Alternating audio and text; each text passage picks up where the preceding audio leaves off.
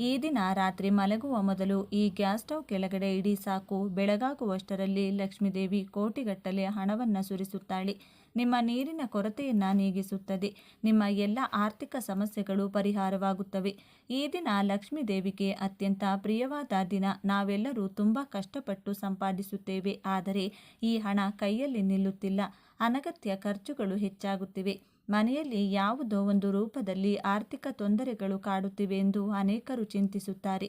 ಆದರೆ ನಮ್ಮ ಪುರಾಣಗಳು ಮತ್ತು ಶಾಸ್ತ್ರಗಳ ಪ್ರಕಾರ ನಮ್ಮ ಮನೆಯಲ್ಲಿ ನಮಗೆ ತಿಳಿಯದೆ ನಾವು ಮಾಡುವ ಸಣ್ಣ ಪುಟ್ಟ ತಪ್ಪುಗಳು ಅಥವಾ ನಾವು ಪಾಲಿಸದ ಕೆಲವು ನಿಯಮಗಳಿಂದಲೇ ಈ ದಾರಿದ್ರ್ಯ ನಮ್ಮನ್ನು ಕಾಡುತ್ತದೆ. ಮುಖ್ಯವಾಗಿ ನಮ್ಮ ಅಡುಗೆ ಮನೆ ಲಕ್ಷ್ಮೀದೇವಿ ನೆಲೆಸಿರುವ ಅದ್ಭುತ ಸ್ಥಳ. ಅಡುಗೆ ಮನೆಯಲ್ಲಿರುವ ಗ್ಯಾಸ್ ಸ್ಟವ್ ಕೇವಲ ಅಡುಗೆ ಮಾಡುವ ವಸ್ತುವಲ್ಲ, ಅದು ಸಾಕ್ಷಾತ್ ಅಗ್ನಿದೇವನ ಸ್ವರೂಪ ಮತ್ತು ನಮ್ಮ ಹೊಟ್ಟೆ ತುಂಬಿಸುವ ಅನ್ನಪೂರ್ಣ ದೇವಿಗೆ ವಿಶೇಷವಾದ ಈ ಗ್ಯಾಸ್ ಸ್ಟವ್ ವಿಷಯದಲ್ಲಿ ನಾವು ಎಷ್ಟು ಜಾಗರೂಕರಾಗಿರುತ್ತೇವೆಯೋ ಅಷ್ಟು ಲಕ್ಷ್ಮೀ ಕಟಾಕ್ಷ ನಮ್ಮ ಮೇಲಿರುತ್ತದೆ. ಮುಖ್ಯವಾಗಿ ಈ ದಿನ ರಾತ್ರಿ ಮಲಗುವ ಮೊದಲು ಗ್ಯಾಸ್ ಸ್ಟವ್ ಕೆಳಗೆ ಇದನ್ನು ಇಟ್ಟರೆ ಸಾಕು. ಲಕ್ಷ್ಮೀದೇವಿಯ ಅನುಗ್ರಹ ಸಿಗುತ್ತದೆ ಎಂದು ಸಿದ್ಧಶಾಸ್ತ್ರ ಹೇಳುತ್ತದೆ. ಇದು ಬಹಳ ಶಕ್ತಿಶಾಲಿ ಪರಿಹಾರ. ಇದನ್ನು ನೀವು ಶ್ರದ್ಧೆ ಭಕ್ತಿಯಿಂದ ಮಾಡಿದರೆ ಖಂಡಿತವಾಗಿಯೂ ನಿಮ್ಮ ಮನೆಯಲ್ಲಿರುವ ನಕಾರಾತ್ಮಕ ಶಕ್ತಿ ಸಂಪೂರ್ಣವಾಗಿ ಹೋಗಿ ಬೆಳಗಾಗುವಷ್ಟರಲ್ಲಿ ಲಕ್ಷ್ಮೀದೇವಿಯ ಅನುಗ್ರಹ ನಿಮ್ಮ ಮನೆಯ ಮೇಲೆ ಮಳೆಯಂತೆ ಸುರಿಯುತ್ತದೆ.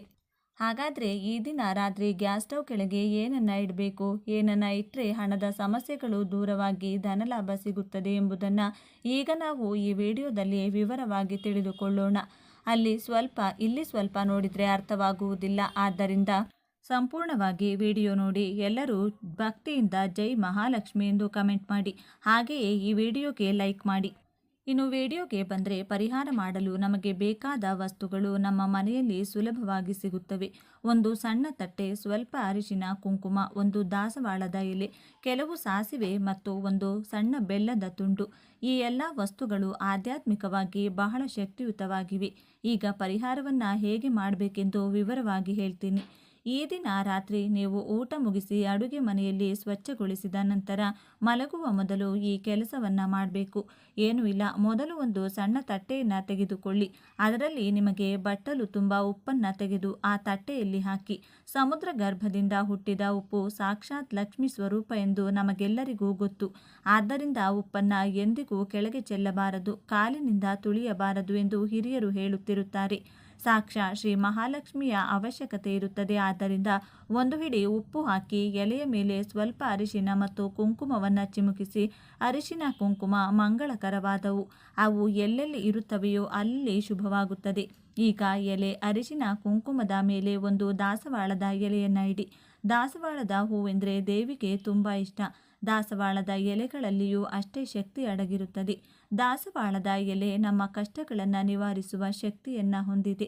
ಹಣವನ್ನು ಆಕರ್ಷಿಸುವ ಶಕ್ತಿ ಇರುವುದರಿಂದ ಈ ಎಲೆಯನ್ನು ಮೇಲಿಟ್ಟ ನಂತರ ಎಲೆಯ ಮೇಲೆ ಕೆಲವು ಸಾಸಿವೆಗಳನ್ನು ಹಾಕಬೇಕು. ಸಾಸಿವೆಗಳು ಮನೆಯಲ್ಲಿರುವ ದುಷ್ಟ ಶಕ್ತಿಗಳನ್ನು, ನರದೃಷ್ಟಿಗಳನ್ನು ದೂರ ಮಾಡಲು ಅದ್ಭುತವಾಗಿ ಕೆಲಸ ಮಾಡುತ್ತವೆ. ಸಾಸಿವೆಗಳು ಇರುವ ಜಾಗದಲ್ಲಿ ಯಾವುದೇ ಕೆಟ್ಟ ಶಕ್ತಿ ಬರುವುದಿಲ್ಲ. ಸಾಸಿವೆಗಳು ನಮ್ಮ ಕಷ್ಟಗಳನ್ನು ಬಹಳ ಸುಲಭವಾಗಿ ತೆಗೆದುಹಾಕುತ್ತವೆ. ಆದ್ದರಿಂದ ಸಾಸಿವೆಗಳನ್ನು ಹಾಕಿ. ನಂತರ ಆ ಪಕ್ಕದಲ್ಲಿ ಒಂದು ಸಣ್ಣ ಬೆಲ್ಲದ ತುಂಡನ್ನು ಇಡಿ. ಬಲವು ಸಿಹಿಯ ಸಂಕೇತ. ನಮ್ಮ ಜೀವನದಲ್ಲಿಯೂ ಸಿಹಿಯಂತಹ ಸಂತೋಷಗಳು ಬರಬೇಕು ಮತ್ತು ಆನಂದವು ತುಂಬಿ ಹರಿಯಬೇಕೆಂದು ಬಯಸುತ್ತಾ ಈ ಬೆಲ್ಲದ ತುಂಡನ್ನು ಅಲ್ಲಿಡಬೇಕು. ಹೀಗೆ ಸಿದ್ಧಪಡಿಸಿಕೊಂಡ ಆ ಪ್ಲೇಟನ್ನು ನಿಧಾನವಾಗಿ ತೆಗೆದುಕೊಂಡು ಹೋಗಿ ನಿಮ್ಮ ಗ್ಯಾಸ್ ಸ್ಟವ್ ಕೆಳಗೆ, ಅಂದರೆ ಮಧ್ಯದಲ್ಲಿ, ಯಾರಿಗೂ ಕಾಣದಂತೆ ಎಚ್ಚರಿಕೆಯಿಂದ ಇಡಬೇಕು. ಹೀಗೆ ಸ್ಟವ್ ಕೆಳಗೆ ಏಕೆ ಇಡಬೇಕು ಎಂಬ ಸಂದೇಹ ನಿಮಗೆ ಬರಬಹುದು. ನಮ್ಮ ಮನೆಯ ಮುಖ್ಯ ಶಕ್ತಿ ಕೇಂದ್ರ ಅಡುಗೆ ಮನೆ. ಅದರಲ್ಲಿ ಗ್ಯಾಸ್ ಸ್ಟವ್ ಎಂದರೆ ಅಗ್ನಿಹೋತ್ರ. ಎಲ್ಲಿ ಬೆಂಕಿ ಹುರಿಯುತ್ತದೆಯೋ ಅಲ್ಲಿ ದೈವಿಕ ಶಕ್ತಿ ಇರುತ್ತದೆ. ರಾತ್ರಿ ಇಡೀ ಈ ಶಕ್ತಿಶಾಲಿ ವಸ್ತುಗಳಾದ ಉಪ್ಪು, ಅರಿಶಿನ, ಸಾಸಿವೆ, ಬೆಲ್ಲ ಈ ವಸ್ತುಗಳನ್ನು ಗ್ಯಾಸ್ ಸ್ಟವ್ ಕೆಳಗೆ ಇರುವುದರಿಂದ ಆ ಸುತ್ತಮುತ್ತಲಿನ ಎಲ್ಲ ನಕಾರಾತ್ಮಕ ಕ್ಷೇತ್ರಗಳು ದೂರವಾಗುತ್ತೆ. ಉಪ್ಪು ಮನೆಯಲ್ಲಿರುವ ನಕಾರಾತ್ಮಕ ಶಕ್ತಿಯನ್ನು ಹೀರಿಕೊಳ್ಳುತ್ತದೆ. ಸಾಸಿವೆ ದೃಷ್ಟಿಯನ್ನು ಹೋಗುತ್ತದೆ. ಮರುದಿನ ಬೆಳಿಗ್ಗೆ ಏಳುವ ಹೊತ್ತಿಗೆ ನಿಮ್ಮ ಅಡುಗೆ ಮನೆಯನ್ನು ಸಕಾರಾತ್ಮಕ ಶಕ್ತಿಯಿಂದ ತುಂಬಿರುತ್ತದೆ.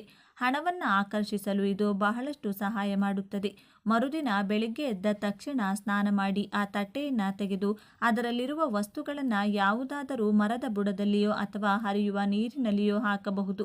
ಈ ದಿನಗಳಲ್ಲಿ ಅನೇಕ ಜನರು ರಾತ್ರಿ ಅಡುಗೆ ಮುಗಿದ ತಕ್ಷಣ ಆ ಪಾತ್ರೆಗಳು, ಬಾಣಲೆಗಳು ಎಲ್ಲವನ್ನ ಸ್ಟವ್ ಮೇಲೆ ಹಾಗೆಯೇ ಬಿಟ್ಟು ಸ್ಟವ್ ಒರೆಸದೆ ಮಲಗುತ್ತಾರೆ. ಇದು ಬಹಳ ದೊಡ್ಡ ತಪ್ಪು. ಹೀಗೆ ಮಾಡೋದ್ರಿಂದ ಲಕ್ಷ್ಮೀ ದೇವಿಗೆ ಕೋಪ ಬರುತ್ತದೆ. ಎಣ್ಣೆ ಕಲೆಗಳಿಂದ ತುಂಬಿದ ಗ್ಯಾಸ್ ಸ್ಟವ್ ಅನ್ನ ಹಾಗೆ ಬಿಡುವುದು ದಾರಿದ್ರ್ಯವನ್ನ ಆಹ್ವಾನಿಸಿದಂತೆ. ಗ್ಯಾಸ್ ಸ್ಟವ್ ಲಕ್ಷ್ಮೀ ದೇವಿಯ ಸ್ವರೂಪವಾಗಿರುವುದರಿಂದ ರಾತ್ರಿ ಮಲಗುವ ಮೊದಲು ಅದನ್ನು ಸ್ವಚ್ಛವಾಗಿ ಒರೆಸಬೇಕು. ಸ್ಟವ್ ಮೇಲೆ ಯಾವುದೇ ಪಾತ್ರೆಗಳನ್ನು ಇಡದೆ ಖಾಲಿಯಾಗಿ ಇಡಬೇಕು. ಕೆಲವರು ಗ್ಯಾಸ್ ಸ್ಟವ್ ಮೇಲೆ ಅನಗತ್ಯ ವಸ್ತುಗಳನ್ನಿಡುತ್ತಾರೆ. ಔಷಧಿ ಬಾಟಲಿಗಳಂಥ ವಸ್ತುಗಳನ್ನು ಇಡುತ್ತಾರೆ. ಅದು ಒಳ್ಳೆಯದಲ್ಲ. ಗ್ಯಾಸ್ ಸ್ಟವ್ ಯಾವಾಗಲೂ ಹೊಳೆಯುತ್ತಿರಬೇಕು. ಆಗ ಮಾತ್ರ ನಿಮ್ಮ ಜೀವನವು ಹೊಳೆಯುತ್ತದೆ. ಮುಖ್ಯವಾಗಿ ಬರ್ನರ್ಗಳನ್ನು ಸಹ ಆಗಾಗ ಸ್ವಚ್ಛಗೊಳಿಸುತ್ತಿರಬೇಕು. ವಾಸ್ತುಶಾಸ್ತ್ರದ ಪ್ರಕಾರ ಅಡುಗೆ ಸರಿಯಾಗಿ ಆಗದಿದ್ದರೆ ಅದು ಮನೆಯಲ್ಲಿ ಜಗಳಗಳಿಗೆ ಮತ್ತು ಆರ್ಥಿಕ ತೊಂದರೆಗಳಿಗೆ ಕಾರಣವಾಗುತ್ತದೆ. ಇನ್ನು ಬೆಳಿಗ್ಗೆ ನೀವು ಮಾಡಬೇಕಾದ ಮತ್ತೊಂದು ಪ್ರಮುಖ ಕೆಲಸದ ಬಗ್ಗೆ ಮಾತನಾಡೋಣ. ಬೆಳಗ್ಗೆ ಎದ್ದ ತಕ್ಷಣ ಸ್ನಾನ ಮಾಡಿ ಅಡುಗೆ ಮನೆಗೆ ಹೋಗಿ ಗ್ಯಾಸ್ ಸ್ಟವ್ಗೆ ನಮಸ್ಕರಿಸಬೇಕು.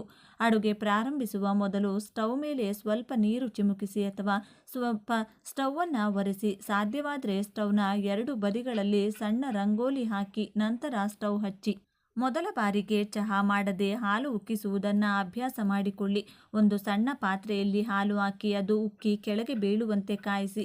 ಹಾಲು ಉಕ್ಕುವುದು ಸಮೃದ್ಧಿಯ ಸಂಕೇತ. ಹಾಗೆಯೇ ಹಾಲು ಉಕ್ಕಿ ಪಾತ್ರೆಯಿಂದ ಹೊರಬರುವಂತೆ ನಮ್ಮ ಮನೆಯಲ್ಲಿ ಸಂಪತ್ತು ಮತ್ತು ಸಂತೋಷವು ಉಕ್ಕಿ ಹರಿಯುತ್ತದೆ ಎಂದು ಇದರ ಅರ್ಥ. ಹಾಲು ಉಕ್ಕುತ್ತಿರುವಾಗ ನಿಮ್ಮ ಇಷ್ಟ ದೇವರನ್ನು ಅಥವಾ ಲಕ್ಷ್ಮೀ ದೇವಿಯನ್ನು ಮನಸ್ಸಿನಲ್ಲಿ ನೆನೆದು ನಮ್ಮ ಮನೆ ಯಾವಾಗಲೂ ಹಾಗೆಯೇ ಸಿರಿ ಸಂಪತ್ತುಗಳಿಂದ ತುಂಬಿರಲಿ ಎಂದು ಪ್ರಾರ್ಥಿಸಿ. ಆ ಉಕ್ಕಿ ಹರಿಯುವ ಹಾಲಿಗೆ ಸ್ವಲ್ಪ ಸಕ್ಕರೆ ಹಾಕಿ ನಿಧಾನವಾಗಿ ಮನೆಯವರೆಲ್ಲರೂ ಹಾಲು ಕುಡಿದರೆ ತುಂಬ ಒಳ್ಳೆಯದು. ಈ ದಿನ ಗ್ಯಾಸ್ ಸ್ಟವನ್ನು ಪೂಜಿಸುವುದು ಎಂದರೆ ಸಾಕ್ಷಾತ್ ಆ ಮಹಾಲಕ್ಷ್ಮಿಯನ್ನು ಪೂಜಿಸುವುದು. ಏಕೆಂದರೆ ಮಹಿಳೆಯರು ತಮ್ಮ ಜೀವನದ ಹೆಚ್ಚಿನ ಭಾಗವನ್ನು ಅಡುಗೆ ಮನೆಯಲ್ಲಿ ಕಳೆಯುತ್ತಾರೆ. ಅಡುಗೆ ಮಾಡುವಾಗ ಕಿರಿಕಿರಿಗೊಳ್ಳದೆ, ಕೋಪಗೊಳ್ಳದೆ, ಶಾಂತ ಮನಸ್ಸಿನಿಂದ ಅಡುಗೆ ಮಾಡಿದರೆ ಆಹಾರವು ಅಮೋಘವಾಗಿ ಬದಲಾಗುತ್ತದೆ. ಅದೇ ಜಗಳ ಆಡುತ್ತಾ ಅಥವಾ ಬೈಯುತ್ತಾ ಅಡುಗೆ ಮಾಡಿದರೆ ಆಹಾರ ವಿಷವಾಗಿ ಬದಲಾಗಿ ತಿನ್ನಲು ಅನಾರೋಗ್ಯ ಮತ್ತು ಮನಸ್ತಾಪಗಳು ಬರುತ್ತವೆ. ಆದ್ದರಿಂದ ಗ್ಯಾಸ್ ಸ್ಟವನ್ನು ಕೇವಲ ಯಂತ್ರದಂತೆ ನೋಡಬೇಡಿ, ಅದನ್ನು ದೇವತೆಯಂತೆಯೂ ಭಾವಿಸಿ. ನಾವು ಹೇಳಿದ ಈ ಉಪ್ಪು, ಮಂದಾರ ಎಲೆ ಪರಿಹಾರವು ತುಂಬ ಚಿಕ್ಕದಾಗಿರಬಹುದು, ಆದರೆ ಇದರ ಹಿಂದಿರುವ ಅರ್ಥವು ತುಂಬ ದೊಡ್ಡದು. ನಮ್ಮ ಪೂರ್ವಜರು ಏನೇ ಹೇಳಿದರೂ ಅದರಲ್ಲಿ ಒಂದು ವೈಜ್ಞಾನಿಕ ಮತ್ತು ಆಧ್ಯಾತ್ಮಿಕತೆ ಇರುತ್ತದೆ. ರಾತ್ರಿ ಪರಿಹಾರ ಮಾಡುವುದರಿಂದ ಬೆಳಿಗ್ಗೆ ಮನೆಯ ಪಾಸಿಟಿವ್ ವೈಬ್ರೇಷನ್ನಿಂದ ತುಂಬಿರುತ್ತದೆ. ಯಾವಾಗ ಮನೆ ಶಾಂತವಾಗಿ, ಸ್ವಚ್ಛವಾಗಿ, ಸುಗಂಧದಿಂದ ಕೂಡಿರುತ್ತದೆಯೋ ಅಲ್ಲಿ ಲಕ್ಷ್ಮೀ ದೇವಿ ನೆಲೆಸುತ್ತಾಳೆ. ಕೋಟಿಗಳನ್ನು ಸಂಪಾದಿಸುವುದು ಮುಖ್ಯವಲ್ಲ, ಸಂಪಾದಿಸಿದ ಹಣದಲ್ಲಿ ಸ್ವಲ್ಪವಾದರೂ ಉಳಿಸುವುದು ಮತ್ತು ಅದನ್ನು ಒಳ್ಳೆಯ ಕಾರ್ಯಗಳಿಗೆ ಬಳಸುವುದು ಮುಖ್ಯ. ಇದಕ್ಕೆ ಸಣ್ಣ ಸಣ್ಣ ಸಲಹೆಗಳು ಬಹಳಷ್ಟು ಸಹಾಯ ಮಾಡುತ್ತವೆ. ಆದ್ದರಿಂದ ನಾಳೆ ರಾತ್ರಿ ಪರಿಹಾರ ಮಾಡಿ ನೋಡಿ. ಒಂದು ತಟ್ಟೆಯಲ್ಲಿ ಉಪ್ಪು, ಅರಿಶಿನ, ಕುಂಕುಮ, ದಾಸವಾಳದ ಎಲೆ, ಸಾಸಿವೆ, ಬೆಲ್ಲವನ್ನು ಇಟ್ಟು ಗ್ಯಾಸ್ ಸ್ಟವ್ ಕೆಳಗೆ ಇಡಿ. ನಿಮ್ಮ ಕಷ್ಟಗಳು ಸಾಸಿವೆ ಸಿಡಿದಂತೆ ಮಾಯವಾಗುತ್ತವೆ. ನಿಮ್ಮ ಜೀವನದಲ್ಲಿ ಬೆಲ್ಲದಂತಹ ಸಿಹಿ ಸಿಗುತ್ತದೆ. ಲಕ್ಷ್ಮೀ ದೇವಿಯ ಅನುಗ್ರಹದಿಂದ ನಿಮ್ಮ ಆರ್ಥಿಕ ತೊಂದರೆಗಳು ದೂರವಾಗಿ ಧನಲಾಭವಾಗುತ್ತದೆ. ನಂಬಿಕೆಯಿಂದ ಮಾಡಿ, ಶುಭ ಫಲಿತಾಂಶಗಳನ್ನು ಪಡೆಯಿರಿ. ಇನ್ನು ನಾವು ಈಗ ಹೇಳುವ ಒಂದು ಸಣ್ಣ ಪರಿಹಾರವನ್ನು ಮಾಡಿದರೆ ನಿಮಗಿರುವ ಎಲ್ಲ ರೀತಿಯ ಸಮಸ್ಯೆಗಳು ದೂರವಾಗಿ ಅಪಾರವಾದ ಸಂತೋಷ ಸಿಗುತ್ತದೆ. ಜ್ಯೋತಿಷ್ಯ ತಜ್ಞರು ಏನಾಗಬಹುದು ಎಂದು ಹೇಳುತ್ತಾರೆ. ಆ ಪರಿಹಾರ ಏನು? ಈ ಪರಿಹಾರಕ್ಕೆ 21 ಏಲಕ್ಕಿ, 1 ಬಿಳಿ ಬಟ್ಟೆ ಬೇಕು. ಪ್ರಮುಖ ವಿಷಯವೇನೆಂದರೆ ಈ ಪರಿಹಾರವನ್ನು ಸ್ನಾನ ಮಾಡಿದ ನಂತರ ಮಾತ್ರ ಮಾಡಬೇಕು. ಅಂದರೆ ಸ್ನಾನ ಮಾಡಿದ ನಂತರ ಗಂಟೆಗಳ ಒಳಗೆ ಈ ಪರಿಹಾರವನ್ನು ಮಾಡಬೇಕು. ಈ ಒಂದು ವಿಷಯವನ್ನು ನೆನಪಿನಲ್ಲಿಡಿ. ಏನು ಮಾಡಬೇಕು ಎಂದು ಈಗ ನಾವು ತಿಳಿದುಕೊಳ್ಳೋಣ. ಮೊದಲು ಒಂದು ಬಿಳಿ ಬಟ್ಟೆಯನ್ನು ತೆಗೆದುಕೊಳ್ಳಿ. ಹೊಸದನ್ನು ತೆಗೆದುಕೊಳ್ಳಿ. ಅದರಲ್ಲಿ 11 ಏಲಕ್ಕಿಗಳನ್ನು ಹಾಕಿ. ಏಲಕ್ಕಿಗಳನ್ನು ಗಂಟು ಕಟ್ಟಿ ಈ ಗಂಟನ್ನು ಪೂಜಾ ಕೋಣೆಯಲ್ಲಿ ಅಥವಾ ದೇವರ ಫೋಟೋಗಳ ಹತ್ತಿರ ಇಡಿ. ನಂತರ ಸಾಂಬ್ರಾಣಿ ಹಚ್ಚಿ ಧೂಪವನ್ನು ತೋರಿಸಿ ನಿಮ್ಮ ಮನಸ್ಸಿನಲ್ಲಿರುವ ಹಣಕ್ಕೆ ಸಂಬಂಧಿಸಿದ ಆಸೆಗಳನ್ನು ಹೇಳಿಕೊಳ್ಳಿ. ಹಾಗೆ ಹೇಳಿದ ನಂತರ ಈ ಗಂಟುಗಳನ್ನು ತೆಗೆದು ನಿಮ್ಮ ಮನೆಯ ಮುಖ್ಯ ದ್ವಾರದ ಮೇಲ್ಭಾಗಕ್ಕೆ ಕಟ್ಟಿ. ಹಾಗೆ ಕಟ್ಟಿದ ನಂತರ ಇನ್ನೊಂದು 10 ಏಲಕ್ಕಿಗಳನ್ನು ತೆಗೆದುಕೊಂಡು ಸಣ್ಣ ಬಟ್ಟಲಿನಲ್ಲಿ ಹಾಕಿ 1/2 ಗ್ಲಾಸು ನೀರು ಹಾಕಿ. ಆ ನೀರನ್ನು ಚೆನ್ನಾಗಿ ಕುದಿಸಿ, ಅಂದರೆ ಅರ್ಧ ಗ್ಲಾಸ್ ನೀರು 2 ಚಮಚ ನೀರಾಗುವವರೆಗೂ ಚೆನ್ನಾಗಿ ಕುದಿಸಿ. ಹಾಗೆ ಕುದಿಸಿದ ನಂತರ ನೀರಿನಿಂದ ಎಲೆಗಳನ್ನು ತೆಗೆದು ಆ ನೀರನ್ನು ಬೇರ್ಪಡಿಸಿ. ಈ ನೀರು ತಣ್ಣಗಾದ ನಂತರ ಈ ನೀರನ್ನು ಬಾಗಿಲ ಮೇಲೆ ಕಟ್ಟಿದ ಗಂಟು ಮೇಲೆ ಚಿಮುಕಿಸಿ 2 ಚಮಚ ನೀರು ಬರುವವರೆಗೂ ಕುದಿಸುತ್ತೀರಿ ಅಲ್ಲವೇ? ಆ ನೀರನ್ನು ಬಾಗಿಲ ಮೇಲೆ ಚಿಮುಕಿಸಿ ಹೀಗೆ ಮಾಡಿದರೆ ಖಂಡಿತವಾಗಿಯೂ ನಿಮ್ಮ ಮನೆಯಲ್ಲಿರುವ ಹಣದ ಸಮಸ್ಯೆಗಳು ನಿವಾರಣೆಯಾಗುತ್ತವೆ. ನೀವು ಬಯಸಿದ ಆಸೆ ಈಡೇರುತ್ತದೆ. ಲಕ್ಷ್ಮೀದೇವಿ ನಿಮ್ಮ ಮನೆಯಲ್ಲಿ ನೆಲೆಸುತ್ತಾಳೆ. 4 ದಿಕ್ಕುಗಳಿಂದಲೂ ಹಣ ಆಕರ್ಷಿತವಾಗುತ್ತದೆ. 4 ದಿಕ್ಕುಗಳಿಂದಲೂ ಹಣ ಬರುತ್ತದೆ. ಹಣ ಸಂಪಾದನೆ ಹೆಚ್ಚಾಗುತ್ತದೆ. ಆರ್ಥಿಕ ಸಮಸ್ಯೆಗಳು ನಿವಾರಣೆಯಾಗುತ್ತವೆ. ಅದೃಷ್ಟ ನಿಮ್ಮನ್ನು ಒಲಿಸಿಕೊಳ್ಳುತ್ತದೆ. ಏಲಕ್ಕಿ ಗಂಟನ್ನು ಬಾಗಿಲ ಮೇಲೆ ಕಟ್ಟಿ ಅದರ ಮೇಲೆ ಏಲಕ್ಕಿ ನೀರನ್ನು ಚಿಮುಕಿಸುವುದರಿಂದ ಲಕ್ಷ್ಮಿ ಅನುಗ್ರಹ ಪ್ರಾಪ್ತವಾಗುತ್ತದೆ. ನಿಮ್ಮ ಮನೆಯಲ್ಲಿ ಸಕಾರಾತ್ಮಕ ಶಕ್ತಿ ನೆಲೆಸುತ್ತದೆ. ಹಣ ಬರುತ್ತಲೇ ಇರುತ್ತದೆ. ಹಣವು ಚೆನ್ನಾಗಿ ವೃದ್ಧಿಯಾಗುತ್ತದೆ. ಆದ್ದರಿಂದ ನೀವು ಸಹ ಈ ಪರಿಹಾರವನ್ನು ಮಾಡಿ ಶುಭ ಫಲಿತಾಂಶಗಳನ್ನು ಪಡೆಯಿರಿ. ಈ ಒಂದು ವಿಶೇಷ ಮಾಹಿತಿ ನಿಮಗೆ ಇಷ್ಟವಾದರೆ ತಪ್ಪದೆ ಜೈ ಸುಬ್ರಹ್ಮಣ್ಯ ಸ್ವಾಮಿ, ಜೈ ಲಕ್ಷ್ಮೀ ನರಸಿಂಹಸ್ವಾಮಿ ಅಂತ ಬರೆದು ಈ ವಿಡಿಯೋವನ್ನು ಎಲ್ಲರಿಗೂ ಶೇರ್ ಮಾಡಿ. ಹಾಗಾಗಿ ತುಂಬ ವಿಶೇಷವಾದದ್ದು ಈ ದಿನ 11 ವೀಳ್ಯದೆಲೆಯಿಂದ ಹೀಗೆ ಮಾಡಿದರೆ ಮಹಾ ಐಶ್ವರ್ಯವಂತರಾಗ್ತೀರಾ. ಗುರುಬಲದಿಂದ ಮುಟ್ಟಿದ್ದೆಲ್ಲ ಬಂಗಾರವಾಗುವ ಸಮಯ ಏರ್ಪಡುತ್ತದೆ. ಈ ದಿನ ಯಾವ ಬೇರನ್ನ ಕೊರಳಿಗೆ ತಾಯತದಲ್ಲಿ ಧರಿಸಿದರೆ ವರ್ಷ ಪೂರ್ತಿ ಧನಾಕರ್ಷಣೆ ಜನಾಕರ್ಷಣೆ ಆಗುತ್ತದೆ ಎಂದು ಇವತ್ತಿನ ಈ ವಿಡಿಯೋದಲ್ಲಿ ಸಂಪೂರ್ಣವಾಗಿ ತಿಳಿಸಿಕೊಡ್ತೀವಿ. ಬನ್ನಿ. ತುಂಬ ಶ್ರೇಷ್ಠವಾದದ್ದು ಈ ದಿನ ಮಾಡುವಂಥ ಶುಭ ಕಾರ್ಯಗಳಿಗೆ, ಹೊಸ ವ್ಯಾಪಾರಕ್ಕೆ, ಹೊಸ ಕೆಲಸಗಳಿಗೆ, ಹೊಸ ಒಪ್ಪಂದಗಳಿಗೆ ಯಾವುದೇ ಮುಹೂರ್ತ ನೋಡುವ ಅಗತ್ಯವಿಲ್ಲ. ಅಷ್ಟರ ಮಟ್ಟಿಗೆ ಈ ದಿನ ಶಕ್ತಿ ಇದೆ. ಅಂದರೆ ಈ ದಿನ ನೀವು ಏನನ್ನ ಮಾಡ್ತೀರೋ ಅದು ನಿರಂತರವಾಗಿ ನಡೆಯುತ್ತದೆ. ಉತ್ತಮ ಕೆಲಸಗಳನ್ನು ಮಾಡಿದರೆ ಜೀವನ ಪೂರ್ತಿ ಉತ್ತಮವಾದ ಕೆಲಸಗಳನ್ನೇ ಮಾಡುತ್ತೀರಿ. ಸಾಸಿವೆಯಷ್ಟು ಬಂಗಾರ ಖರೀದಿಸಿದರೆ ಮತ್ತೆ ಮತ್ತೆ ಬಂಗಾರ ಖರೀದಿಸುವಂಥ ಶಕ್ತಿ ನಿಮಗೆ ಬರುತ್ತದೆ. ಬಂಗಾರದ ಜೊತೆಗೆ ಬೆಳ್ಳಿ ಖರೀದಿ ಮಾಡಿದರೂ ತುಂಬ ಒಳ್ಳೆಯದು. ಭೂಮಿ ಖರೀದಿ, ಮನೆ ಖರೀದಿ, ಶಂಕುಸ್ಥಾಪನೆ ಮತ್ತು ಆಸ್ತಿ ಮನೆ ವಿಚಾರವಾಗಿ ಒಪ್ಪಂದಗಳಿಗೆ ಸಹಿ ಹಾಕುವುದು, ಗುರುಗಳ ಆಶೀರ್ವಾದ ಪಡೆಯುವುದು, ಗುರುಗಳ ಸೇವೆ ಮಾಡುವುದು, ಸಾಲಗಳನ್ನು ತೀರಿಸಲು ಪ್ರಯತ್ನ ಮಾಡುವುದು, ಹಣವನ್ನು ಕೂಡಿಡಲು ಆರಂಭಿಸುವುದು, ಹೊಸ ವ್ಯಾಪಾರ ವ್ಯವಹಾರ ಆರಂಭಿಸುವುದು. ಜೀವನದಲ್ಲಿ ಗುರುಗಳೇ ಇಲ್ಲ ಎಂದರೆ ಹೊಸದಾಗಿ ಯಾರನ್ನಾದರೂ ಗುರುವಾಗಿ ಸ್ವೀಕರಿಸುವುದು, ಹೀಗೆ ನಾನಾ ಕೆಲಸಗಳಿಗೆ ಈ ದಿನ ಸಹಕಾರ ನೀಡುತ್ತದೆ. ಅತ್ಯಂತ ಪುಣ್ಯಪ್ರದವಾದ ದಿನವೆಂದೇ ಹೇಳ್ಬೋದು. ದಿನ ತಪ್ಪದೆ ಮನೆಗೆ ಬಾಳೆಗಿಡದ ಬೇರನ್ನು ತರಬೇಕು. ಬಾಳೆಗಿಡಕ್ಕೆ ನೀರನ್ನು ಅರ್ಪಿಸಿ ಸಕ್ಕರೆ ಅಥವಾ ಬೆಲ್ಲವನ್ನು ನೈವೇದ್ಯವಾಗಿಟ್ಟು ಚಿಕ್ಕ ಬೇರಿನ ತುಂಡನ್ನು ಮನೆಗೆ ತರಬೇಕು. ಮನೆಗೆ ತಂದಂಥ ಬೇರನ್ನು ಅರಿಶಿನದ ನೀರಿನಿಂದ ತೊಳೆದು ಒಂದು ತಾಯತದಲ್ಲಿ ಸೇರಿಸಿ ಕೊರಳಿಗೆ ಅರಿಶಿನದ ದಾರದ ಸಹಾಯದಿಂದ ಧರಿಸಿಕೊಳ್ಳಬೇಕು. ಈ ಬೇರಿನ ತಾಯತವನ್ನು ಯಾರು ಈ ದಿನ ದೇಹಕ್ಕೆ ಧರಿಸಿಕೊಳ್ತಾರೋ ಅವರಿಗೆ ಪಿತೃದೋಷಗಳು ಕಡಿಮೆಯಾಗ್ತಾ ಬರುತ್ತದೆ. ಗುರುಬಲ ಹೆಚ್ಚಾಗುತ್ತಾ ಸರ್ವ ಕಾರ್ಯದಲ್ಲೂ ಯಶಸ್ಸು ಸಿಗುತ್ತದೆ. ಭಾಗ್ಯದ ಬಾಗಿಲು ತೆರೆಯುತ್ತದೆ. ದಾನಗಳನ್ನು ಮಾಡುವಷ್ಟು ಸಂಪತ್ತು ಹೆಚ್ಚುತ್ತದೆ. ಐಶ್ವರ್ಯದ ಜೊತೆಗೆ ಅದೃಷ್ಟ ಕೂಡಿ ಬರುತ್ತದೆ. ಮುಂದಿನ ವರ್ಷ ಬರುವ ತನಕ ಕೊರಳಿನಲ್ಲಿ ಈ ತಾಯತ ಇರಬೇಕು. ಮತ್ತೆ ತಾಯತವನ್ನು ಬದಲಿಸಿ ಹೊಸ ತಾಯತವನ್ನು ಆ ದಿನ ಸಿದ್ಧಿ ಮಾಡಿಕೊಳ್ಳಬೇಕು. ಬಾಳೆಗಿಡದ ಬೇರನ್ನು ತಾಯತಕ್ಕೆ ತುಂಬುವಾಗ ಓಂ ನಮೋ ನಾರಾಯಣ ಎಂದು 108 ಬಾರಿ ಹೇಳಿಕೊಳ್ಳಿ. ಇದರಿಂದ ಮತ್ತಷ್ಟು ಶಕ್ತಿ ತಾಯತಕ್ಕೆ ಸಿಗುತ್ತದೆ. ನಿಮ್ಮ ಇಷ್ಟ ದೇವರ ಹೆಸರನ್ನು ಈ ಸಮಯದಲ್ಲಿ ಸ್ಮರಿಸಿಕೊಳ್ಳಿ. ಈ ದಿನ ಬಾಳೆಗಿಡದ ಬೇರು ತರಲು ಸಾಧ್ಯವಿಲ್ಲವೆಂದರೆ ಒಂದು ದಿನ ಮುಂಚೆಯೇ ಬೇರನ್ನು ತಂದು ಮನೆಯಲ್ಲಿಟ್ಟುಕೊಳ್ಳಿ. ಮಕ್ಕಳು ಈ ಬೇರನ್ನು ಕೊರಳಿಗೆ ತಾಯತದ ಮೂಲಕ ಧರಿಸಿದರೆ ನೆನಪಿನ ಶಕ್ತಿ ಹೆಚ್ಚುತ್ತದೆ. ಪಿತೃಗಳ ಅನುಗ್ರಹ ಸಿಗುತ್ತದೆ. ದೊಡ್ಡವರು ಧರಿಸಿದರೆ ಹಣದ ಆಕರ್ಷಣೆ ಚೆನ್ನಾಗಿ ಆಗುತ್ತದೆ. ಕೈನಲ್ಲಿ ದುಡ್ಡು ನಿರಂತರವಾಗಿ ಓಡಾಡುತ್ತದೆ.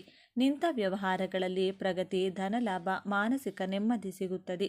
ದೇವರು ಗುರುಗ್ರಹ ಅಂದರೆ ಬೃಹಸ್ಪತಿ. ಆದ್ದರಿಂದ ಹಣ್ಣು ಹಂಪಲು ದಕ್ಷಿಣೆಯನ್ನು ಈ ದಿನ ಗುರುಗಳಿಗೆ ನೀಡಿ ಅವರ ಆಶೀರ್ವಾದವನ್ನು ತಪ್ಪದೇ ಪಡೆಯಿರಿ.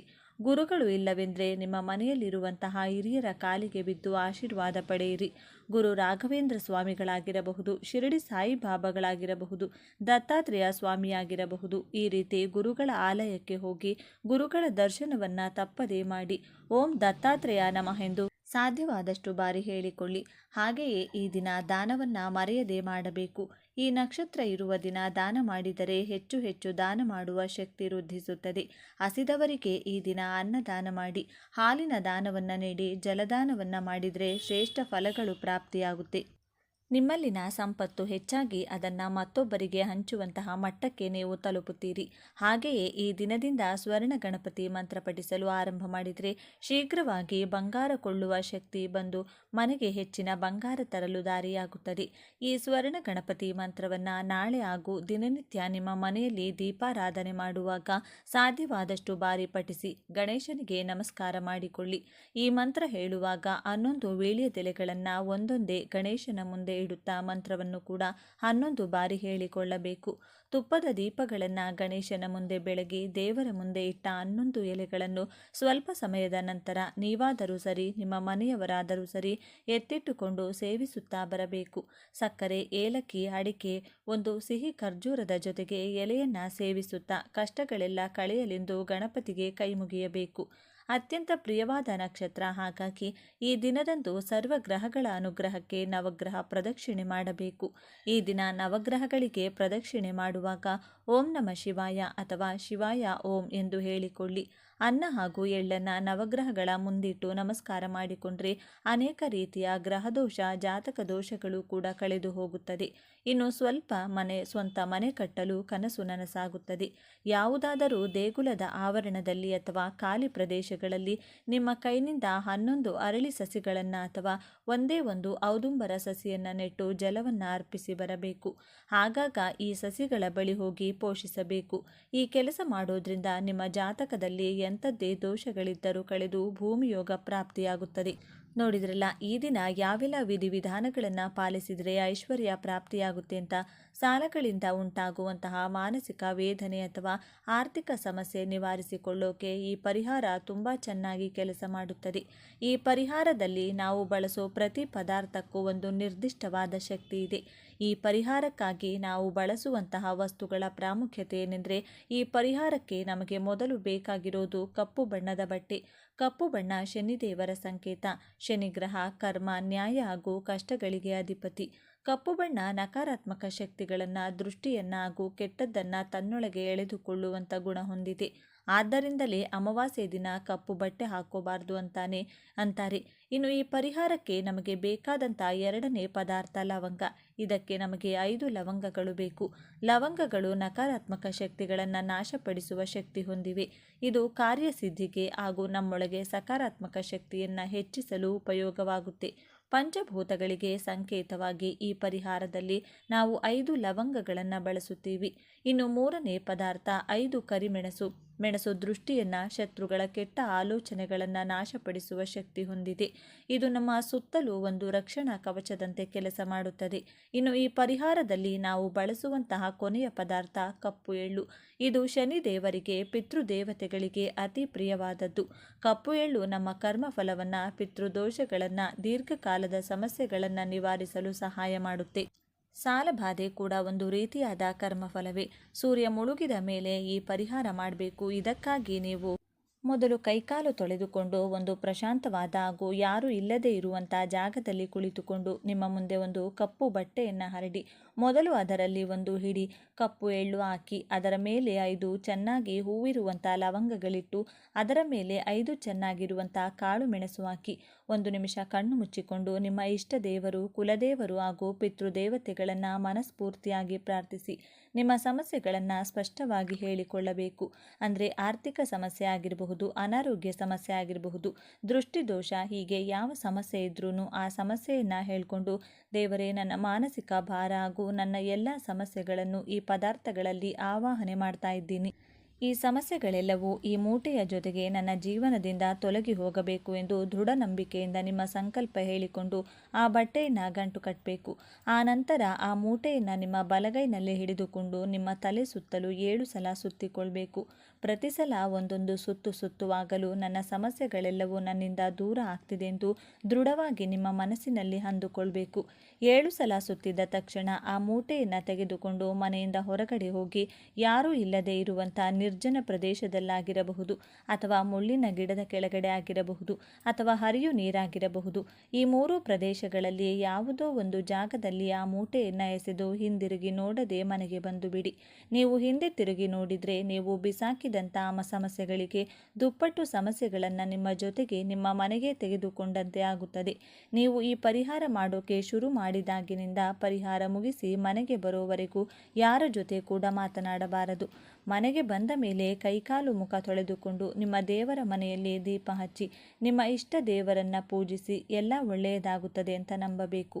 ಈ ಪರಿಹಾರ ನೀವು ಮಾಡೋದ್ರಿಂದ ನಿಮ್ಮ ಮೇಲಿರುವಂಥ ನಕಾರಾತ್ಮಕ ಶಕ್ತಿಗಳ ಪ್ರಭಾವ, ದೃಷ್ಟಿದೋಷ, ಶತ್ರುಪೀಡೆ ಎಲ್ಲವೂ ಕೂಡ ಕಡಿಮೆಯಾಗುತ್ತದೆ. ನಿಮ್ಮ ಪ್ರಯತ್ನಗಳಿಗೆ ಅಡ್ಡ ಬರುತ್ತಿರುವಂಥ ಕೆಟ್ಟ ಶಕ್ತಿಗಳು ನಾಶವಾಗುತ್ತವೆ. ನಿಮ್ಮ ಕೆಲಸಗಳಲ್ಲಿ ಗೆಲುವು ಸಿಗುತ್ತದೆ. ಈ ಪರಿಹಾರ ಮಾಡುವಾಗ ನಿಮ್ಮ ಮನಸ್ಸು ಪ್ರಶಾಂತವಾಗಿರಬೇಕು. ಹಾಗೆ ಪೂರ್ತಿ ನಂಬಿಕೆ ಇಟ್ಟು ಮಾಡಬೇಕು. ನೀವು ಯಾವ ಪರಿಹಾರ ಮಾಡಿದರೂ ಕೂಡ ಎಲ್ಲರ ಜೊತೆ ಡಿಸ್ಕಷನ್ ಮಾಡಿಕೊಂಡು ಕೂತ್ಕೊಂಡು ಮಾಡಬಾರದು. ಗುಪ್ತವಾಗಿ ಮಾಡಿದಾಗ ಮಾತ್ರವೇ ಫಲ ಹೆಚ್ಚಾಗಿ ಸಂಪೂರ್ಣವಾಗಿ ಫಲ ಸಿಗುತ್ತದೆ. ಅದೃಷ್ಟ ಕೂಡಿ ಬರುತ್ತೆ ಅಂತ ಇವತ್ತಿನ ಈ ವಿಡಿಯೋದಲ್ಲಿ ತಿಳಿಸಿಕೊಟ್ಟಿದ್ದೇವೆ.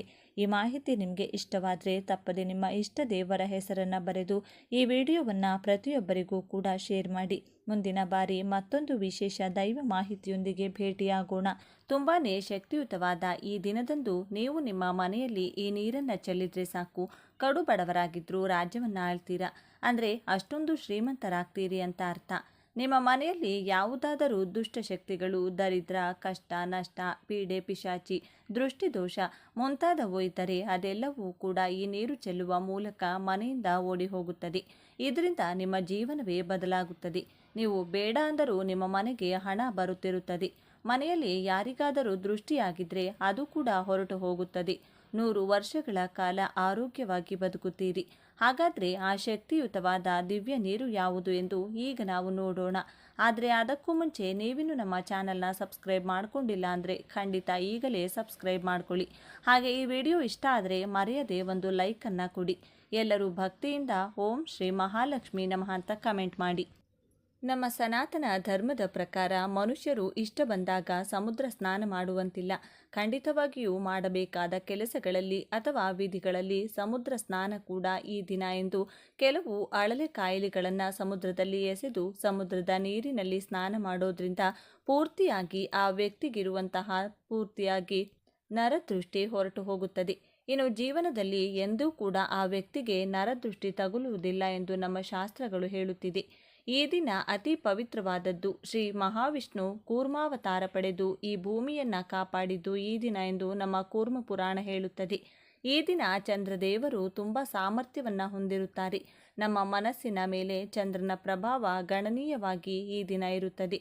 ಇದೇ ದಿನದಂದು ಈ ಅವತಾರದ ಬಗ್ಗೆ ಅಷ್ಟೊಂದು ಜನರಿಗೆ ಗೊತ್ತಿಲ್ಲ. ಶಿವಾಲಯದ ಗರ್ಭಗುಡಿಯ ಮುಂದೆ ಎಡ ಹಾಗೂ ಬಲಗಡೆ 2 ಶರಬೇಶ್ವರನ ವಿಗ್ರಹಗಳನ್ನು ಪ್ರತಿಷ್ಠಾಪನೆ ಮಾಡಿರುವುದು ನೀವು ಶಿವ ದೇವಾಲಯಗಳಲ್ಲಿ ನೋಡಬಹುದು. ಇನ್ನು ಅತಿ ಪವಿತ್ರವಾದ ಈ ದಿನ ಎಂದು ಸಂಜೆ 6 ಗಂಟೆಯಿಂದ ರಾತ್ರಿ 12 ಗಂಟೆಯ ಒಳಗೆ ನೀವು ನಿಮ್ಮ ದೇವರ ಮನೆಯಲ್ಲಿ ಶಿವ ಪಾರ್ವತಿಯ ಫೋಟೋ ಮುಂದೆ 2 ಅರಳಿ ಎಲೆಗಳನ್ನು ಇಡಬೇಕು. ಆ ಎಲೆಗಳಿಗೆ ಅರಿಶಿನ ಕುಂಕುಮದ ಬೊಟ್ಟುಗಳನ್ನು ಇಡಬೇಕು. ಇನ್ನು ಆ ಎಲೆಗಳ ಮೇಲೆ 2 ಮಣ್ಣಿನ ದೀಪಗಳನ್ನು ಇಟ್ಟು ಒಂದೊಂದು ದೀಪದಲ್ಲಿ 5 ಬತ್ತಿಗಳನ್ನು ಇಡಬೇಕು. ದೀಪದಲ್ಲಿ ಎಳ್ಳೆಣ್ಣೆ ಹಾಕಬೇಕು. ದೀಪವನ್ನು ಆರತಿ ಅಥವಾ ಅಗರಬತ್ತಿಯಿಂದ ಹಚ್ಚಬೇಕು. ಈ ರೀತಿ ದೀಪ ಹಚ್ಚುವಾಗ ನೀವು ಮನಸ್ಸಿನಲ್ಲಿ ಓಂ ನಮಃ ಶಿವಾಯ ಅಥವಾ ಓಂ ನಮೋ ನಾರಾಯಣಾಯ ಎಂಬ ಮಂತ್ರವನ್ನು ಜಪ ಮಾಡಬೇಕು. ಅದರ ನಂತರ ದೇವರ ಮನೆಯಲ್ಲಿ ಉತ್ತರದ ಕಡೆ ಮುಖ ಮಾಡಿ ಕುಳಿತುಕೊಂಡು ಓಂ ನಮಃ ಶಿವಾಯ ಅಥವಾ ಓಂ ನಮೋ ನಾರಾಯಣ ಎಂಬ ಈ ಮಂತ್ರವನ್ನು 21 ಸಲ ಜಪ ಮಾಡಿ ದೇವರಿಗೆ ನಮಸ್ಕಾರ ಮಾಡಿಕೊಂಡು ನಿಮ್ಮ ಮನಸ್ಸಿನಲ್ಲಿರುವ ಕೋರಿಕೆಯನ್ನು ಹೇಳಬೇಕು. ಅಥವಾ ನೀವು ಈ 2 ಮಂತ್ರಗಳನ್ನು ಕೂಡ ತಲಾ 21 ಸಲ ಹೇಳಬಹುದು. ಈ ರೀತಿ ನಾಳೆ ಯಾರು ಮಾಡ್ತಾರೋ ಅವರ ದೆಸೆ ಬದಲಾಗಿ ರಾಜಯೋಗ ಅವರ ಕೈ ಹಿಡಿಯುತ್ತದೆ. ಶಿವ ಪಾರ್ವತಿಯರ ಆಶೀರ್ವಾದ ನಿಮಗೆ ನೇರವಾಗಿ ಸಿಗುತ್ತದೆ. ನಿಮ್ಮ ಮನೆಯಲ್ಲಿರುವ ಕಷ್ಟ, ನಷ್ಟ, ದರಿದ್ರ, ದುಃಖ ಎಲ್ಲವೂ ಕೂಡ ಆ ದೀಪದ ಕಾಂತಿಯಲ್ಲಿ ಸುಟ್ಟು ಬೂದಿಯಾಗುತ್ತದೆ. ಬಿಸಿಲು ಹೆಚ್ಚಾಗಿರುವ ಈ ತಿಂಗಳಿನಲ್ಲಿ ಮಜ್ಜಿಗೆ, ಮೊಸರನ್ನ, ಮಡಿಕೆಯಲ್ಲಿರುವಂಥ ನೀರು, ಅಂಬಲಿ, ಚಪ್ಪಲಿ, ಕೊಡೆ, ಬೀಸಣಿಗೆ ಮುಂತಾದವುಗಳನ್ನು ದಾನ ಮಾಡಿದರೆ ಮಹಾಪುಣ್ಯ ಬರುತ್ತದೆ. ಲಕ್ಷ್ಮೀ ದೇವಿಯನ್ನು ಒಲಿಸಿಕೊಳ್ಳಲು ತುಂಬ ಉತ್ತಮವಾದ ಈ ದಿನ ಇಂದು ಉಪವಾಸ ಇದ್ದು ಪುಣ್ಯ ಸ್ನಾನ ಮಾಡುವುದು ಮತ್ತು ದಾನ ಮಾಡುವುದು ತುಂಬ ಶುಭ ಕೊಡುತ್ತದೆ. ಮಹಾವಿಷ್ಣು ಹಾಗೂ ಮಹಾಲಕ್ಷ್ಮಿಯನ್ನ ಪೂಜಿಸಬೇಕು. ನಾಳೆ ಕೆಲವು ಪ್ರತ್ಯೇಕವಾದ ವಸ್ತುಗಳನ್ನು ದಾನ ಮಾಡಿದರೆ ಆ ವ್ಯಕ್ತಿ ಎಲ್ಲ ವಿಷಯದಲ್ಲೂ ಎಲ್ಲ ಕ್ಷೇತ್ರಗಳಲ್ಲೂ ಅಭಿವೃದ್ಧಿ ಪಡೆಯುತ್ತಾನೆ, ಆರ್ಥಿಕ ಸಮಸ್ಯೆಗಳಿಂದ ವಿಮುಕ್ತಿ ಪಡೆಯುತ್ತಾನೆ. ಈ ದಿನ ಇಂದು ನೀವು ತೆಗೆದುಕೊಳ್ಳುವ ಕೆಲವು ನಿರ್ಣಯಗಳು ನಿಮ್ಮ ಜೀವನದಲ್ಲಿರುವ ಸಮಸ್ಯೆಗಳನ್ನು, ವಿಘ್ನಗಳನ್ನು ನಿವಾರಣೆ ಮಾಡಿ ಸುಖ ಶಾಂತಿಯನ್ನು ಕೊಡುತ್ತದೆ.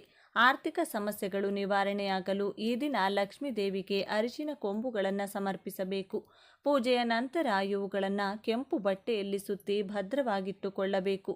ಇದು ನಿಮ್ಮ ಆರ್ಥಿಕ ಸಮಸ್ಯೆಯನ್ನು ನಿವಾರಣೆ ಮಾಡುತ್ತದೆ. 1 ವರ್ಷದ ನಂತರ ಮತ್ತೆ ಬರುವ ಈ ದಿನ ಇದನ್ನು ಬದಲಾಯಿಸಿ ಹಳೆಯದನ್ನು ಹರಿಯುವ ನೀರಿನಲ್ಲೆಸೆಯಬೇಕು. ಇದು ಲಕ್ಷ್ಮಿಯ ಆಶೀರ್ವಾದವನ್ನು ನಿಮಗೆ ಕೊಡುತ್ತದೆ. ಧನಲಾಭ ಮತ್ತು ಲಕ್ಷ್ಮೀ ದೇವಿಯ ಅನುಗ್ರಹ ಪಡೆಯಲು ಈ ದಿನ ಇಂದು ಪೊರಕೆಯನ್ನು ಯಾರಿಗಾದರೂ ದಾನ ಕೊಡಬೇಕು. ಪೊರಕೆ ಸಾಮಾನ್ಯವಾಗಿ ಯಾರಿಗೂ ಕೊಡಬಾರದು ಅಂತ ಹೇಳ್ತಾರೆ. ಆದರೆ ಈ ಒಂದು ದಿನ ಮಾತ್ರ ನೀವು ಯಾರಿಗಾದರೂ ಪೊರಕೆ ದಾನ ಮಾಡಬಹುದು. ಪವಿತ್ರವಾದ ದಿನಗಳಲ್ಲಿ ಗಂಗಾ ನದಿ ಮುಂತಾದ ಪುಣ್ಯ ನದಿಗಳಲ್ಲಿ ಸ್ನಾನ ಮಾಡಿದರೆ ಜೀವನದಲ್ಲಿರುವ ಕಷ್ಟಗಳೆಲ್ಲವೂ ಹೊರಟು ಹೋಗುತ್ತದೆ. ಗಂಗಾ ನದಿಯಲ್ಲಿ ಅಥವಾ ಪುಣ್ಯ ನದಿಗಳಲ್ಲಿ ಸ್ನಾನ ಮಾಡಲು ಸಾಧ್ಯವಾಗದವರು ಮನೆಯಲ್ಲಿ ಸ್ನಾನ ಮಾಡುವ ನೀರಿನಲ್ಲಿ ಸ್ವಲ್ಪ ಗೋಮೂತ್ರ ಅಥವಾ ಗಂಗಾ ಜಲ ಬೆರೆಸಿಕೊಂಡು ಕೂಡ ಸ್ನಾನ ಮಾಡಬಹುದು. ಕುಡಿಯುವ ನೀರು ಯಾರಿಗಾದರೂ ದಾನವಾಗಿ ಕೊಟ್ಟರೆ ಪಿತೃದೋಷಗಳಿಂದ ವಿಮುಕ್ತಿ ಪಡೆಯಬಹುದು. ನೀವು ಎಷ್ಟು ಕಷ್ಟಪಟ್ಟು ದುಡಿದರೂ ಫಲ ಸಿಗುತ್ತಿಲ್ಲ ಅಂತಿದ್ರೆ ಈ ದಿನ ಕಪ್ಪು ಎಳ್ಳನ್ನು ಅಥವಾ ಕಪ್ಪು ಎಳ್ಳಿನಿಂದ ತಯಾರಿಸಿದ ಯಾವುದಾದರೂ ಪದಾರ್ಥವನ್ನು ದಾನವಾಗಿ ಕೊಡಬೇಕು. ಚಂದ್ರನನ್ನು ಪೂಜಿಸಿದರೆ ಚಂದ್ರದೋಷದಿಂದ ಹೊರಬರಬಹುದು.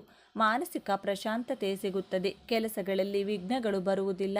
ನೀವೇನಾದರೂ ಇವತ್ತು ದಾನ ಮಾಡಬೇಕು ಅಂದ್ಕೊಂಡ್ರೆ ಪೂಜೆಯ ನಂತರ ಮಾತ್ರ ಮಾಡಬೇಕು. ಪೂಜೆಗೂ ಮೊದಲು ಮಾಡಬೇಡಿ. ಪಿತೃದೋಷ ಹೆಚ್ಚಾಗಿದೆ ಎಂದು ಬಾಧೆ ಪಡುವವರು ಕಪ್ಪು ಎಳ್ಳು ಬೆರೆಸಿದಂಥ ನೀರನ್ನು ಅರಳಿ ಮರಕ್ಕೆ ಹಾಕಬೇಕು. ಶನಿದೋಷದಿಂದ ಬಾಧೆ ಪಡುವವರು ಅರಳಿ ಮರವನ್ನು ಪೂಜೆ ಮಾಡಬೇಕು. ಅರಳಿ ಮರಕ್ಕೆ ಹಾಲು ಮತ್ತು ನೀರನ್ನು ಸಮರ್ಪಿಸಿದರೆ ನೀವು ಮಾಡುವ ಪ್ರತಿ ಕೆಲಸದಲ್ಲೂ ಗೆಲುವು ಸಿಗುತ್ತದೆ. ಸೂರ್ಯೋದಯಕ್ಕೂ ಮುಂಚೆ ಎದ್ದು ಯಾರು ಸ್ನಾನ ಮಾಡ್ತಾರೋ ಅವರಿಗೆ ಉತ್ತಮ ಜೀವನ ಪ್ರಾಪ್ತಿಯಾಗುತ್ತದೆ. ಸೂರ್ಯೋದಯಕ್ಕೂ ಮುಂಚೆ ಎದ್ದು ಸ್ನಾನ ಮಾಡಿ ಅರಳಿ ಮರಕ್ಕೆ ಒಂದು ದೊಡ್ಡ ಚೊಂಬಿನ ತುಂಬ ನೀರನ್ನು ಸಮರ್ಪಿಸಿ ಪ್ರದಕ್ಷಿಣೆ ಮಾಡಿದರೆ ನಿಮ್ಮ ಪೂರ್ವಿಕರೆಲ್ಲರೂ ಸಂತೋಷಿಸಿ ನಿಮ್ಮನ್ನು ಆಶೀರ್ವದಿಸುತ್ತಾರೆ. ಇನ್ನು ಅತಿ ಪವಿತ್ರವಾದ ಈ ದಿನ ಇಂದು ನೀವು ನೆಲ್ಲಿಕಾಯಿ ಗಿಡವನ್ನಾಗಲಿ ಅಥವಾ ಬೇವಿನ ಮರವನ್ನಾಗಲಿ ಮುಟ್ಟಿದರೆ ಸಾಕು, ಜನ್ಮಾಂತರದ ಪಾಪಗಳೆಲ್ಲವೂ ವಿಮುಕ್ತಿಯಾಗುತ್ತವೆ. ಈ ವಿಶೇಷ ಎನ್ನುವುದು ಮಹಾವಿಷ್ಣು, ಮಹಾಲಕ್ಷ್ಮಿ ಮತ್ತು ಮಹಾಶಿವನಿಗೆ ತುಂಬ ಇಷ್ಟವಾದಂತಹ ದಿನ. ನೀವು ನೆಲ್ಲಿಕಾಯಿ ಗಿಡವನ್ನು ಮುಟ್ಟೋದ್ರಿಂದ ನಿಮ್ಮ ಮೈಯಲ್ಲಿರುವ ದೋಷಗಳೆಲ್ಲ ಆ ಗಿಡ ಎಳೆದುಕೊಂಡು ಸಕಾರಾತ್ಮಕ ಶಕ್ತಿಯನ್ನು ನಿಮ್ಮ ದೇಹದಲ್ಲಿ ಪ್ರವೇಶ ಮಾಡುತ್ತದೆ. ತ್ರಿಮೂರ್ತಿಗಳ ಆಶೀರ್ವಾದ ಪಡೆದುಕೊಳ್ಳಲು ನೀವು ಬೇವು ಅಥವಾ ನೆಲ್ಲಿಕಾಯಿ ಗಿಡವನ್ನು ಮುಟ್ಟಿ ನಮಸ್ಕಾರ ಮಾಡಿಕೊಳ್ಬೇಕು. ಬೇವಿನ ಮರ ಮುಟ್ಟೋದ್ರಿಂದ ನಿಮಗೆ ಅದೃಷ್ಟ ಒಲಿಯುತ್ತದೆ. ತುಂಬ ವರ್ಷಗಳಿಂದ ನೀವು ಅನುಭವಿಸುತ್ತಿರುವ ಕಷ್ಟಗಳು ನಾಳೆಗೆ ಕೊನೆಯಾಗುತ್ತದೆ. ಇನ್ನು ನೆಲ್ಲಿಕಾಯಿ ಗಿಡ ಅಥವಾ ಬೇವಿನ ಗಿಡ ಕಾಣಿಸಿದರೆ ಮೊದಲು ಅದಕ್ಕೆ ನೀರು ಹಾಕಿ ಮರದ ಸುತ್ತ ಪ್ರದಕ್ಷಿಣೆ ಹಾಕಿ ಸ್ವಲ್ಪ ಹೊತ್ತು ಮರದ ಮುಂದೆ ಕುಳಿತುಕೊಂಡು ಓಂ ನಮಃ ಶಿವಾಯ ಅಥವಾ ಓಂ ನಮೋ ನಾರಾಯಣಾಯ ಅಥವಾ 2 ಮಂತ್ರಗಳನ್ನು ಕೂಡ 11 ಅಥವಾ 21 ಸಲ ಹೇಳಿ ಮನೆಗೆ ಬಂದರೆ ನಿಮಗೆ ತುಂಬ ಪ್ರಯೋಜನಗಳು ಸಿಗುತ್ತದೆ. ರಾಜಯೋಗ ಕೂಡ ಬರುತ್ತದೆ. ಇನ್ನು ಅತಿ ಮುಖ್ಯವಾದ ವಿಷಯಕ್ಕೆ ಬಂದರೆ ಈ ನೀರನ್ನು ಯಾರು ಮನೆಯಲ್ಲಿ ಚೆಲ್ತಾರೋ ಅವರಿಗೆ ಬರುವಂಥ ಅದೃಷ್ಟ ಮಾತಿನಲ್ಲಿ ವರ್ಣಿಸಲು ಸಾಲುವುದಿಲ್ಲ. ರಾಜಯೋಗ, ಲಕ್ಷ್ಮಿ ಯೋಗ, ಧನಯೋಗ ಈ ರೀತಿ ಬೇಕಾದಷ್ಟು ಯೋಗಗಳು ನಿಮ್ಮ ಸ್ವಂತವಾಗುತ್ತದೆ. ಈ ನೀರನ್ನು ಸಂಜೆ 6 ಗಂಟೆಯಿಂದ ರಾತ್ರಿ 12 ಗಂಟೆ ಮಧ್ಯದಲ್ಲಿ ಚೆಲ್ಲಬೇಕು. ಇನ್ನು ಈ ನೀರು ತಯಾರಿಸಲು ತಾಮ್ರದ ಪಾತ್ರೆ ಅಥವಾ ಬೆಳ್ಳಿ ಪಾತ್ರೆ ಉಪಯೋಗಿಸಬೇಕು. ಪಾತ್ರೆಯಲ್ಲಿ ಬೇಕಾದಷ್ಟು ನೀರನ್ನು ತೆಗೆದುಕೊಂಡು ಸ್ವಲ್ಪ ಅರಿಶಿನ, ಸ್ವಲ್ಪ ಗಂಗಾಜಲ, ಒಂದು ಕರ್ಪೂರದ ಬಿಲ್ಲೆ ಕುಟ್ಟಿ ಹಾಕಿ ಸ್ವಲ್ಪ ಬೇವಿನ ಎಲೆ ಹಾಗೂ ತುಳಸಿ ಎಲೆ ಕುಟ್ಟಿ ಮಾಡಿದಂಥ ಪೇಸ್ಟ್ ಇವಿಷ್ಟನ್ನು ನೀರಿನಲ್ಲಿ ಚೆನ್ನಾಗಿ ಬೆರೆಸಿಕೊಳ್ಳಬೇಕು. ಬಳಿಕ ಆ ನೀರನ್ನು ಬೇವಿನ ಎಲೆಗಳ ಸಹಾಯದಿಂದ ಮನೆಯಲ್ಲಿ ಪ್ರತಿ ಜಾಗದಲ್ಲೂ ಯಾವ ಮೂಲೆ ಕೂಡ ಬಿಡದಂತೆ ಎಲ್ಲ ಕಡೆ ಚಿಮುಕಿಸುತ್ತಾ ಬನ್ನಿ. ನೆಲದ ಮೇಲೆ ಕಬೋರ್ಡ್ಗಳ ಒಳಗೆ, ಬಾತ್ರೂಮ್ ಒಳಗೆ, ಮನೆಯಲ್ಲಿ ಸೈಕಲ್, ಬೈಕ್, ಕಾರು ಮುಂತಾದ ವಾಹನಗಳಿದ್ರೆ ಅದರ ಮೇಲೆ ಮತ್ತು ಗೋಡೆಗಳ ಮೇಲೂ ಕೂಡ ಚಿಮುಕಿಸಬೇಕು. ಕೊನೆಯಲ್ಲಿ ಉಳಿದ ನೀರನ್ನು ಬಾಗಿಲ ಹೊರಗಡೆ ನಿಂತುಕೊಂಡು ಮನೆಗೆ ದೃಷ್ಟಿ ತೆಗೆದು ಆ ನೀರನ್ನು ನಿಮ್ಮ ಹೊಸಿಲಿನ ಮೇಲೆ ಚೆಲ್ಲಬೇಕು. ಹೊಸಿಲು ಇರದಿದ್ದರೆ ಮನೆ ಮುಂದೆ ಚೆಲ್ಲಿದರೂ ಸರಿ ಹೋಗುತ್ತದೆ. ಈ ಪರಿಹಾರವನ್ನು ನೀವು ಪೂಜೆಯ ನಂತರ ಮಾತ್ರ ಮಾಡಬೇಕು. ರಾತ್ರಿ 12 ಗಂಟೆಯ ಒಳಗಡೆ ಮಾಡಬೇಕು. ನೀವು ಈ ನೀರನ್ನು ದೇವರ ಮನೆಯಲ್ಲಿಟ್ಟು ಮೊದಲು ಪೂಜೆ ಮಾಡಿ, ಪೂಜೆ ಮುಗಿದ ಮೇಲೆ ಆ ನೀರಿನಿಂದ ನಾನು ಹೇಳಿದಂತೆ ಮಾಡಬೇಕು. ಈ ರೀತಿ ಮಾಡಿದರೆ ನಿಮ್ಮ ಮನೆಯ ಯಾವ ಮೂಲೆಯಲ್ಲೂ ಕೂಡ ನಕಾರಾತ್ಮಕ ಶಕ್ತಿಯಾಗಲಿ, ದರಿದ್ರ ದೇವತೆಯಾಗಲಿ, ನರದೃಷ್ಟಿ, ಕಣ್ಣು ದೃಷ್ಟಿ ದೋಷಗಳು ಯಾವುದೂ ಕೂಡ ಇರುವುದಿಲ್ಲ. ಎಲ್ಲ ದರಿದ್ರ ಮನೆಯಿಂದ ಹೊರಗೆ ಹೋದರೆ ದೇವತೆಗಳು ಮನೆಯಲ್ಲಿ ಸಂತೋಷವಾಗಿ ಕಾಲಿಡುತ್ತಾರೆ. ಈ ದಿನ ತಪ್ಪದೇ ಮನೆ ಬಾಗಿಲಿನ ಮುಂದೆ 2 ದೀಪಗಳನ್ನು ಹಚ್ಚಿಡಿ. ನಾವು ಈ ಪರಿಹಾರ ಮಾಡ್ತಿರೋದ್ರಿಂದ ಮಹಾಲಕ್ಷ್ಮಿ ನಿಮ್ಮ ಮನೆಗೆ ಕಾಲಿಡುತ್ತಾಳೆ. ಒಮ್ಮೆ ಮಹಾಲಕ್ಷ್ಮಿ ಮನೆಗೆ ಬಂದರೆ ಇನ್ನು ನಿಮ್ಮ ಕುಟುಂಬದಲ್ಲಿ ಯಾವ ಕಷ್ಟ, ನಷ್ಟ, ದರಿದ್ರ, ದುಃಖ, ಅನಾರೋಗ್ಯ ಇರುವುದಿಲ್ಲ. ಜೀವನದಲ್ಲಿ ಬರೀ ಸುಖ ಮಾತ್ರ ಮನೆ ಮಾಡಿಕೊಳ್ಳುತ್ತದೆ. ನೋಡಿದ್ರಲ್ಲ ಸ್ನೇಹಿತರೆ, ಸಿಂಪಲ್ ಆಗಿ ಮಾಡುವಂತಹ ಈ ಪರಿಹಾರವನ್ನು ತಪ್ಪದೆ ಎಲ್ಲ ಗೃಹಿಣಿಯರು ಕೂಡ ಮನೆಯಲ್ಲಿ ಮಾಡಿಕೊಂಡು ಇದರ ಉಪಯೋಗವನ್ನು ಪಡೆದುಕೊಳ್ಳಿ.